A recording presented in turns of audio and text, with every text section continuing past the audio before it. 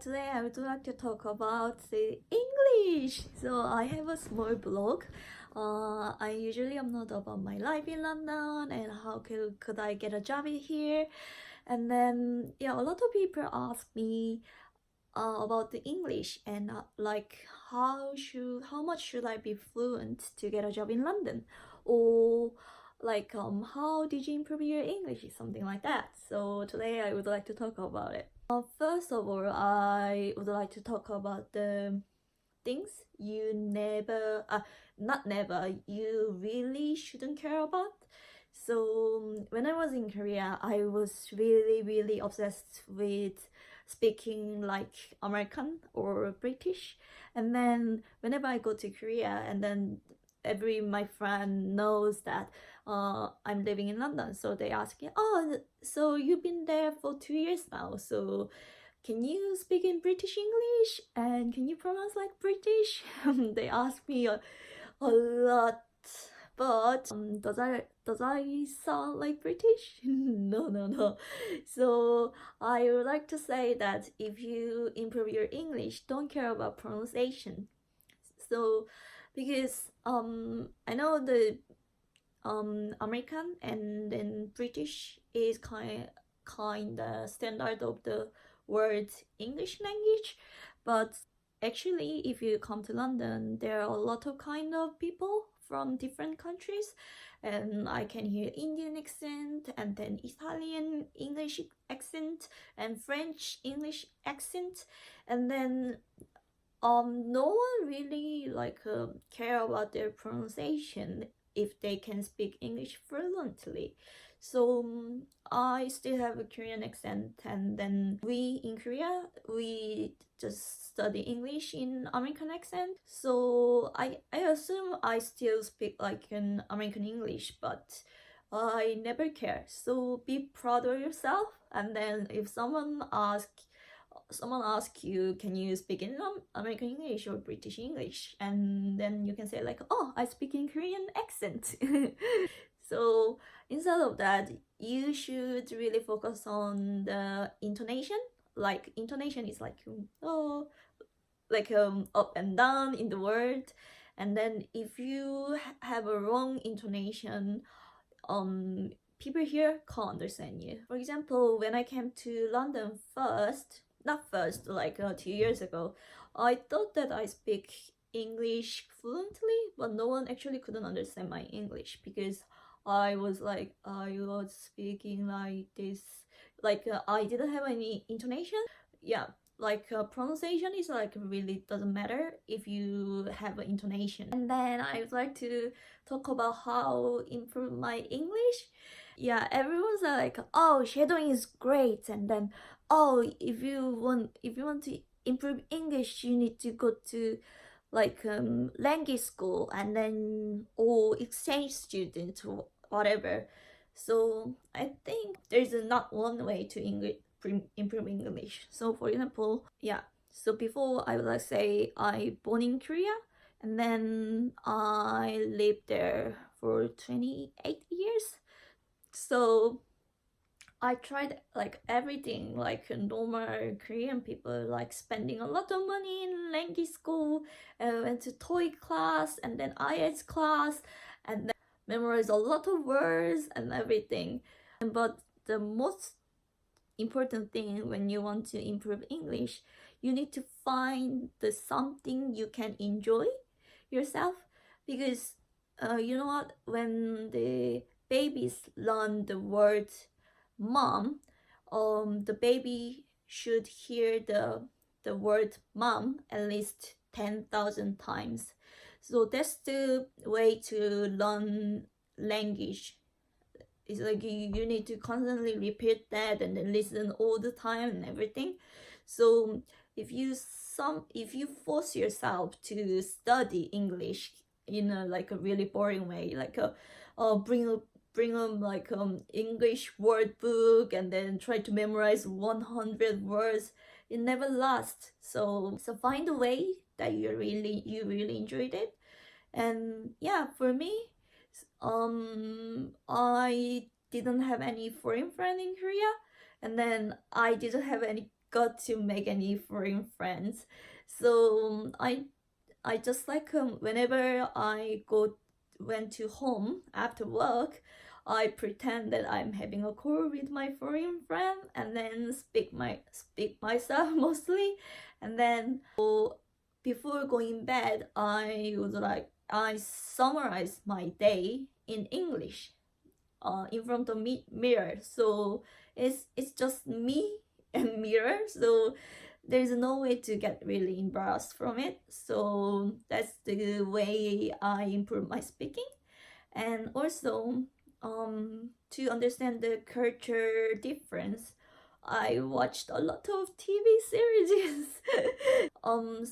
Like first few years I just watched the TV series with the Korean subtitle because I was working, and then I'm so stressed out after work, and I don't want to give more stress to myself watching the TV series I like with the English subtitle.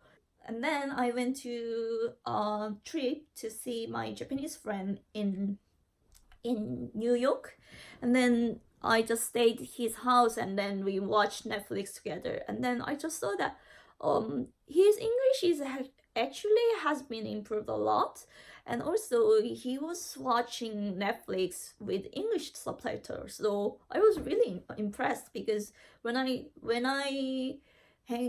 was hanging out with him in London, his English was not really good, and then I was like so shocked, and then oh my god, okay, from tomorrow I will watch Netflix in English. So I decided like that, and then I've been doing like for 6 months, and then finally I got really comfortable after like a 9 season of Gossip Girl. So I just text to my friend that hey, I actually start to watch Netflix with the English subtitle, and then I think that my English has been improved a lot since then. So thank you very much. And then Yohei is like, oh, actually, if you're in abroad, there is no option to watch in your local languages, so you must watch it with the English subtitles. So kinda he tricked me, but it's fine because it was really good point that I could improve my English. So yeah, so that was the second way I really enjoyed the English. Our third one is app. So I'm talking about Tinder, guys. Tinder and dating app, and also there is a language exchange app called Hello Talk. Yeah, I think it's like having a chat with people is really good to improve your English, especially if you text each other. When it comes up that there's a word that you can't understand, you can just search it up and then you can write down and everything. So if you have a conversation, you have to give them like reaction immediately, but text is not, so you can take your time and then answer back and everything. And so I highly recommend it, but I wouldn't recommend if you fall in love really quickly. You need to understand the dating culture here. So what I recommend is just reflect the guy or girl as you Korean people. Like if this British guy or American girl were Korean, I would date them or not, something like that. So yeah, I think standard is pretty same everywhere. So just don't give any exception that because of their foreigners. So yeah, that's my tip. And then yeah, be safe, and then don't go their house like from the first date or something like that. So never trust people like strangers too much. Yeah, please be careful. So my friend actually get killed by Tinder date, so be careful, guys. And yeah, that's the third one. So and then it's the time to talk about the how much should I be fluent to get a job in London. I would like to say that you never know yourself. the person who judge your English is not yourself, it's the interviewer. And the interviewer thinks that your English is good enough, you will be hired. So don't worry about your English is not enough, or like, oh, we're ashamed or something like that. Yeah, so I think after 15 minutes you would able to judge my English. And to be honest, I don't care about how people judge my English, because if someone thinks that my English is shit, and so what? I'm working in London and I have a decent job, and then I have a bunch of friends that I can talk to English.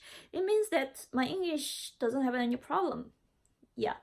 And also, if say like, oh, your English is so good, amazing, that really doesn't matter either, because if I quit the job in the UK and then if I go back to Korea after that, there's no really chance to use the English, and it will be usually skills. So I don't need to be really proud or ashamed of my English at all. So yeah, just think that English as a tool to get what you want, not the purpose. Like my life purpose is improving English. It's not like that. And I think a lot of people would like to hear the exact score. Like in Korea, we have a lot of exams to do, and I think my TOEIC score was 950. So, and then the only thing I did was I didn't do any app in Korea. The two things, talking myself and then watching a lot of Netflix. And then my TOEIC score just increased to 950. So yeah, that's the outcome if you do something that you enjoy. I'm sure that the English score doesn't determine that how much you can speak English very well. So that's me. I hope that it was useful for you. And then if you have any question, please leave the comment, and then I read about it, and then I will make a new video. Okay, bye bye.